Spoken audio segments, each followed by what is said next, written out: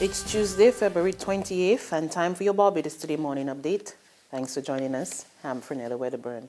Former Prime Minister Owen Arthur will lead government's economic advisory team after all.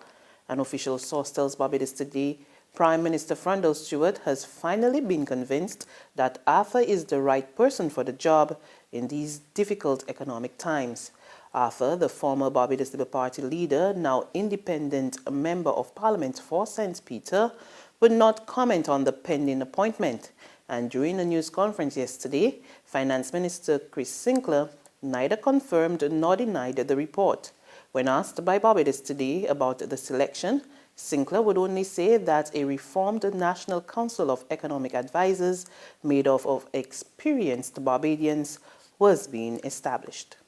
I will also take this opportunity to inform that I am in the process of assembling a team of key, experienced Barbadians to constitute a reformed National Council of Economic Advisers to assist government with the development of a national fiscal sustainability and growth plan, which I hope to be ready for national discussion and implementation before the end of summer. The persons I have invited to serve have all resoundingly responded in the affirmative and in the national interest, and I expect to be able to share those names with you very shortly. I believe Barbadians will be generally happy with the persons who have come forward to assist. The minister also addressed the contentious issue of the printing of money by the central bank.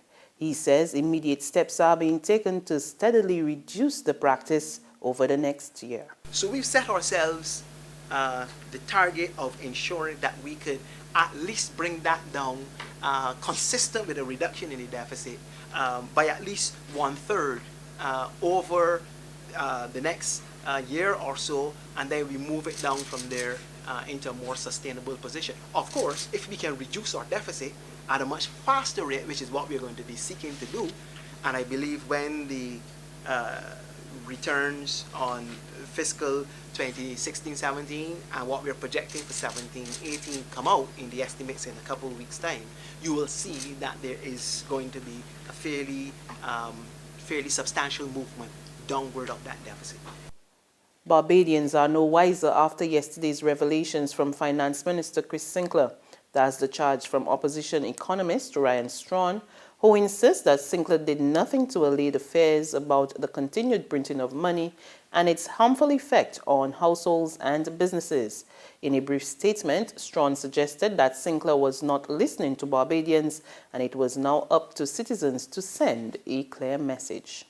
Clearly, the government and its spokesmen are not intent on dealing with the issues of concerns that have been raised by business people, economists and other academics, the media, and ordinary Barbadians. There is no point in responding to another nuisance intervention from yet another minister of this government. It was a for-the-record intervention. Barbadians must now decide how much longer they will put up with this level of incompetence and indifference from this government. Meantime, economist Jeremy Stephen is not yet sold on the government's plans to halt the sliding Barbados economy, even as he expressed relief that Minister Sinclair was finally opening up to the public about the island's state of affairs. Stephen suggests the minister missed the opportunity to get to the heart of the problems facing Barbados, and this does not generate confidence. I'm glad that he's reconsidering debt refinancing. I'm glad he's actually taking on very serious economic advice for council. But up to now, I haven't heard any exact way that he plans to deal with the fiscal deficit. He alluded to restructuring, the word that was used was rationalization. This effectively could mean a number of things, including sending home a public service, for argument's sake, or finding ways and means to cut, like electricity bills, all kind of things surrounding that. But I didn't get any more detail as to how he was going about doing it. I figure now, given that rumor is high surrounding the demise of the Barbados economy, the strength of our dollar, which I'm glad that he said that it wouldn't be devalued anytime soon. But my point being is that there should have been more details, and then I would have been confident.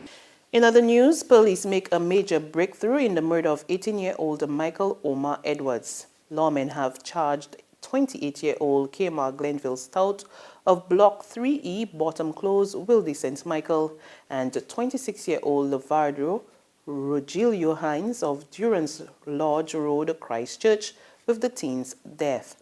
Edwards was shot multiple times by two men on Thursday, February 2nd, after they ventured onto his premises around 2:30 p.m. They then fled the scene. Hines, who was the subject of a police bulletin, is also charged with assisting two offenders in the May 2016 murder of Michael Mapp, whose body was found in a shallow grave in Fortescue, St. Philip. Stout also faces additional charges of possession of cannabis and apparatus. The two men are scheduled to appear in the District A Magistrates Court later today.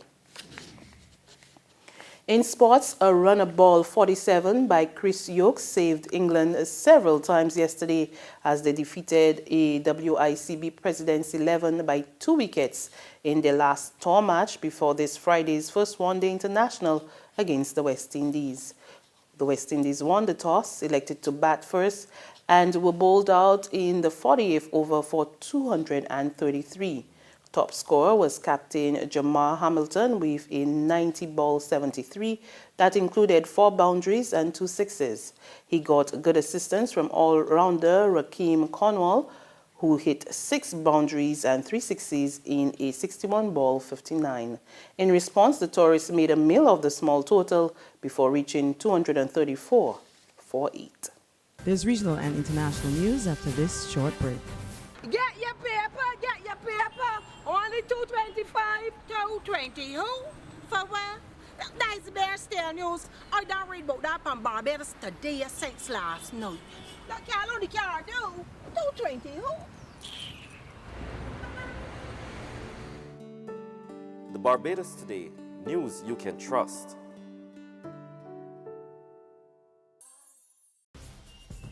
We pick up with news from the region now. The Eastern Caribbean Supreme Court is celebrating its Golden Jubilee.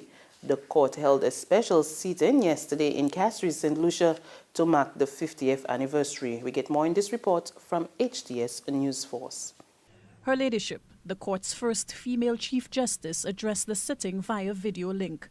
She says the ECSC has been able to dispense justice with the highest degree of integrity and remains steadfast in ensuring its independence. The Eastern Caribbean Supreme Court as an institution has continued to be a shining example for courts all over the world. We must do all within our power to maintain and, if anything, to improve upon that image. Critically, all must be done to ensure it is not diminished or lost. The court, headquartered in Castries, was inaugurated on February 27, 1967. It replaced the Supreme Court of the Windward and Leeward Islands. Attorney General Stephen Julian says it is disheartening that the court is celebrating its golden anniversary in, quote, borrowed premises.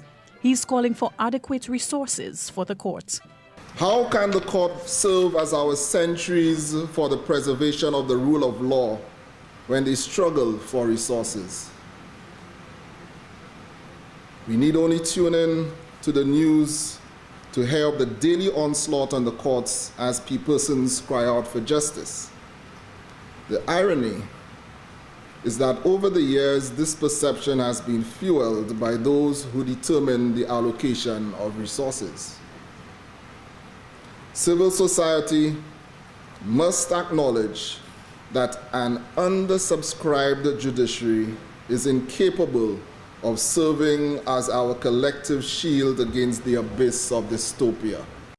And finally, an operation is currently underway by the World Food Programme aimed at delivering urgent food aid to tens of thousands of people in areas of South Sudan affected by famine.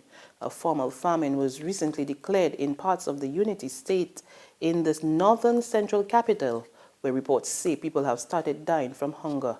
The numbers of people affected is expected to rise to 5.5 million when the lean season peaks in July, if nothing is done to curb the severity and spread of the food crisis. The hunger catastrophe is the worst since fighting erupted in the country more than 3 years ago.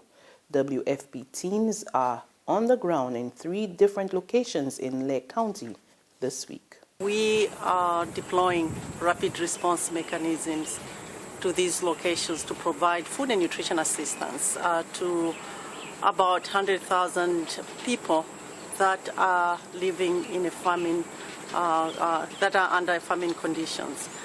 We will go every 4 to 6 weeks, much more frequently than ever, but we will also be not only providing food and nutrition assistance, we will go along with other agencies to ensure that we have an integrated approach. And that's news and sports, but for the very latest, visit our website at www.barbadostoday.bb. Also subscribe to our e-paper, email updates, and like us on Facebook. We're also on Izumi Media in bus terminals or screenplay at supermarkets and gas stations near you, as well as Channel 99 on Flow TV and Mix 96.9 FM. I'm Frenella Wedderburn. Good morning.